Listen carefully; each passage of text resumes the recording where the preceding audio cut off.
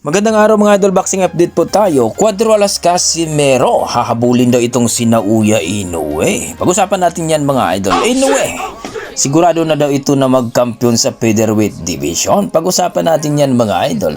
Pero kung bago kayo sa ating YouTube channel, baka pwede makahingin isang like, subscribe at pakipindot na rin ng ating notification bell mga idol para ma-update kayo sa ating video na katulad nito. Well mga idol, alam naman natin na itong si Casimero ay inaabangan talaga ang laban nito, no? Sa ating mga boxing fans, mga solid Casimero fans na talaga naman na maganda talaga kapag si Casimero ang lumaban. Exciting panoorin talaga mga idol. Last laban niya mga idol dito kay Saul Sanchez na kung saan ay TKO ang inabot sa round 1 mga idol. So dito nga mga idol, ayon sa ating mga boxing fans na mas maigi daw na itong si Casimero ay aakyat na ito ng featherweight division at abangan na itong si Naoya Inoue para wala na daw lusot at wala na itong takas kay Casimero.